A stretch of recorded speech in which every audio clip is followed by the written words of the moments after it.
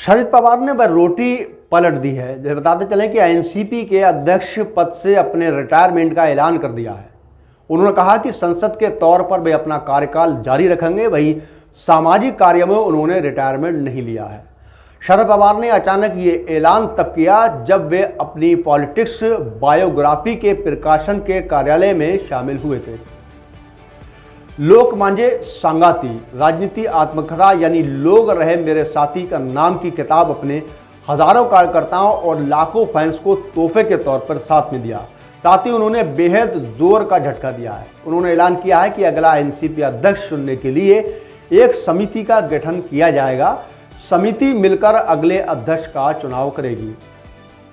बताते चले कि शरद पवार ने रोटी पलटने की बात कही थी, तब ये समझा गया था कि एनसीपी में शायद उनके भतीजे अजीत पवार के पर कतरने की शुरुआत का संकेत है। अजीत पवार के तेवर लगातार बगावती हो रहे थे। उनके बारे में कहा जा रहा था कि वे एनसीपी के एक बड़े धने को लेकर बीजेपी के साथ जाना चाह रहे हैं।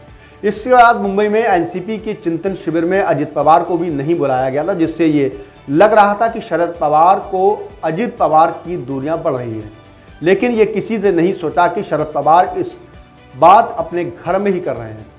आज तब उन्होंने रिटायरमेंट का ऐलान किया तो समझ में आया कि वे किस रोटी को पलटने की बात कर रहे थे।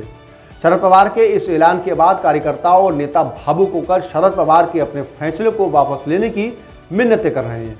वे कह रहे हैं कि हमें कोई कमेटी नहीं बनानी, हमारे लिए आप ही नेता हैं, आप ही समिति हैं, आप ही एनसीपी है। लेकिन पवार अपने फैसले पर अड़े हुए हैं।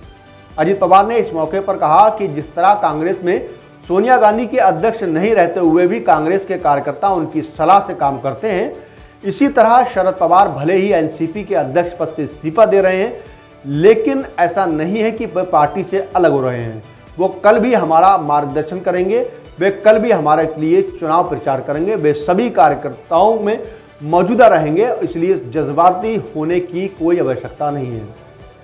इसके अलावा भी उन्होंने कहा, इसके अलावा जेल में बंद पूर्व मंत्री नवाब मलिक की दोनों बेटियों जज्बाती हो गई और उन्होंने शरद पवार से कहने लगी कि आप अपना फैसला वापस लें।